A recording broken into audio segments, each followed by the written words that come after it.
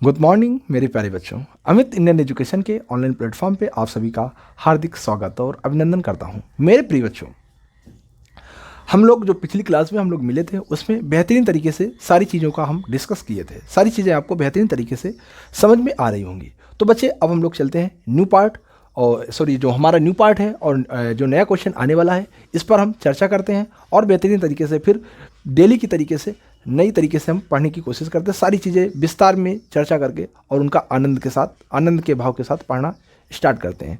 तो चलते हैं, देखते हैं। तो बच्चे हमारा 15 क्वेश्चन नंबर क्या है? 9। क्वेश्चन नंबर 9 बोला जाए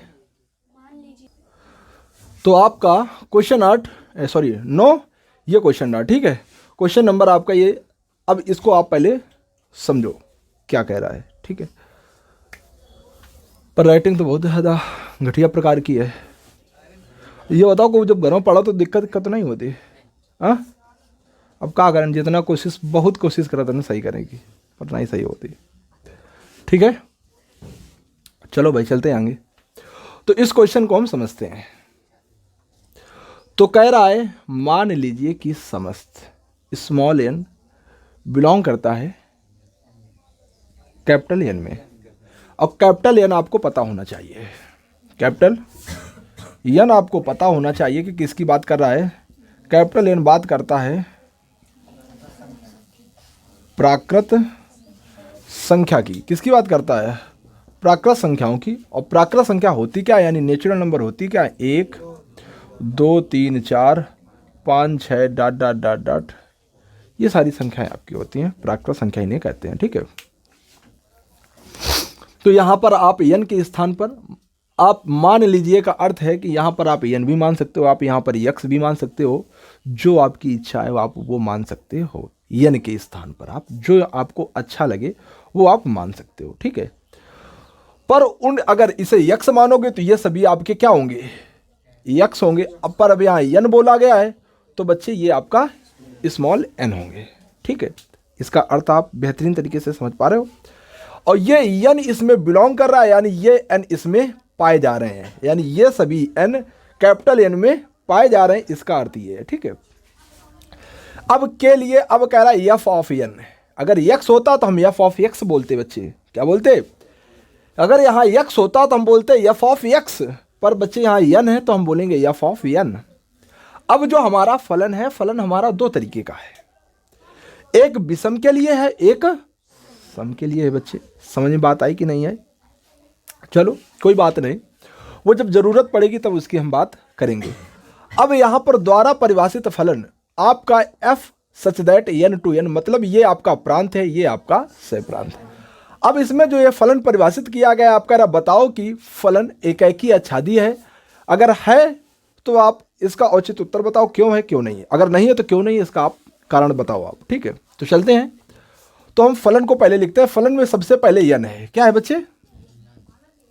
हल करते हैं, तो हल करते तो सबसे पहले आता है बच्चे एन। तो हमने एन को लिख दिया। एन को आप जानते होगे कहाँ से स्टार्ट होता है बच्चे? 1, और इसके बीच में एक के बाद 2 ही आता। अब ये मत कहना कि एक के बाद बहुत सारी संख्याएं होती हैं, एक के बाद होती बहुत सारी संख्याएं, पर सीधा एक के बाद 2 ही आता है, समझ गए? 2 के बाद 3 4 5 6 7 8 डॉट डॉट डॉट डॉट अनंत तक चले जाओ। और एक बेटा एन आपके पास ये है, सॉरी वो तो सबसे छोटा हो गया।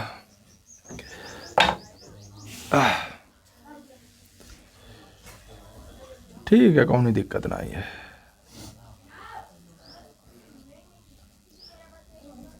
Dot dot dot dot dot 8 आ जाओ। अब डॉट डॉट ये हो गया, ठीक है। अब यहां पर यह फलन कुछ बता रहा है कि इस एन से इस एन में आपको तीर लगाना है, तो आप अपने एफ पे जाओ, एफ एक्स पर जाओ। अब एफ एक्स नहीं है, एफ एन है आपका, क्या है? एफ एन है, जिसे हम बोलेंगे। अब एफ एन के पास जाएंगे भैया, तो एफ एन हमें क्या बताएगा, कैसे लगाने के बताएगा।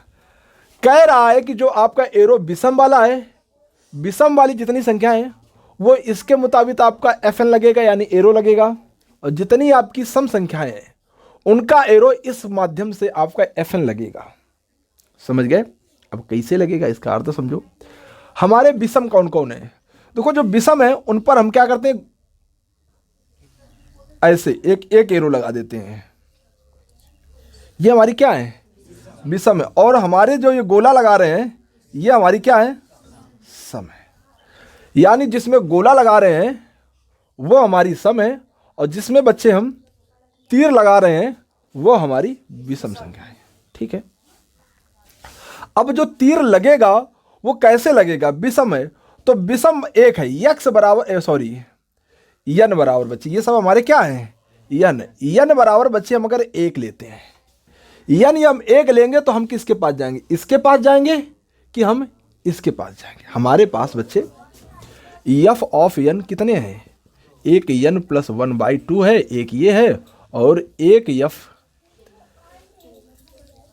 एक बच्चे n/2 है। अब बच्चे हम यहां पर n बराबर 1 लेके आए। अब ये बताओ हम किसके पास जाएंगे? ये n लेकर इसके पास आएंगे कि ये n इसके पास लेके आएंगे? तो ये वाला बच्चे n एक है, एक बच्चा हमारा विषम है, विषम हमारा किसके? इसके पास आएगा। इसका अर्थ मतलब हुआ इसके पास आएंगे कि इसके पास आएंगे? इसके पास आएंगे ना बच्चे। तो हम बच्चे एफ ऑफ n के स्थान पर बच्चे हम क्या डालेंगे? 1 डालेंगे। तो बच्चे आप बताओगे, जब हम यहाँ पर बच्चे 1 डाल देंगे, 1 और फिर 1 लिखा है बटे 2 लिखा है, तो बच्चे कितना हो जाएगा? 1 1 कितना हो जाएगा? 2/2 आ जाएगा ना बच्चे। और जब 2 से 2 बच्चे हम काटेंगे तो एफ ऑफ 1 की वैल्यू कितनी आ जाएगी? 1 आ जाएगी ना बच्चे। यानी 1 का मिलान हम किससे करें? 1 का हम तीर 1 से ही मिलाएंगे। ठीक है। अब बच्चे बात आती है 2 की। n बराबर हम 2 लें। अब 2 एक ऐसा है बेटा सम है, क्योंकि सम गोला वाले में हम बता दिए थे। 2 का ऐसा सम है तो सम वाले मतलब n/2 के पास जाएंगे, यानी इसके पास हम आएंगे। अब की बार जब इसके पास आएंगे तो बच्चे यहाँ पे क्या लिखा है?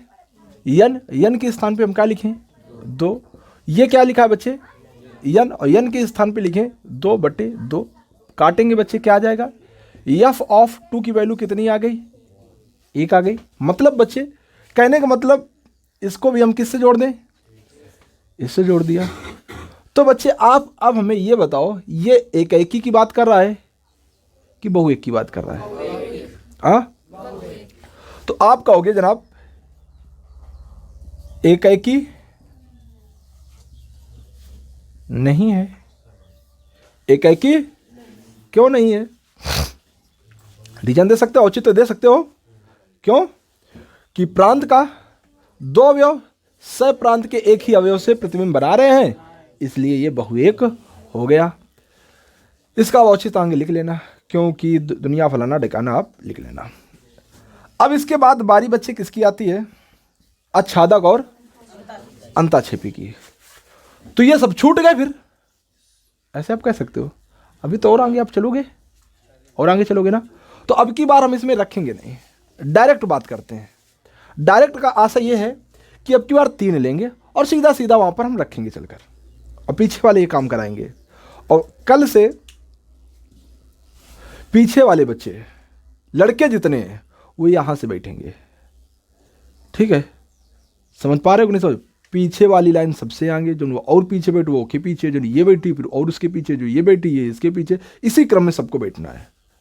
समझ गया कि नहीं? समझ गया। और लड़कियां सबसे पीछे चली जाए। देखो जो सबसे पीछे है वो सबसे आगे बैठेगा, जो उसके पीछे है वो इसके पीछे बैठेगी, जो और इसके आगे है वो इसके पीछे बैठेगी। समझ गया कि नहीं? समझ गया। और जो लड़कियां हैं वो मतलब इसी क्रम में पीछे होती चली जाएंगी। समझ गया कि नहीं? समझ गए। हाँ, लड़कियां पीछे बैठेंगी और आज से लड़के आगे, कल से आगे बैठेंगे। बस इसका मेरा कहने का अर्थ ये है। हाँ ठीक है बच्चे। तो अब हम किसकी बात करेंगे? आच्छादक और अंताक्षेपी की। तो इसके लिए बात करते हैं। तो पीछे तुम्हारा नाम क्या है? क्योंकि ये पीछे बैठ जाते हैं, फिर इनसे हम बात नहीं कर पाते ना, कनेक्ट नहीं उनको कर पाते हो। कल से जब ये आगे बैठेंगे तो इनसे हम कनेक्ट रहेंगे। क्या है रे, क्या है बता, ऐसे। ठीक है। तो अब बच्चे हमारे पास ये 3 आता है। अब 3 बच्चा हमारा कैसा है, विषम है।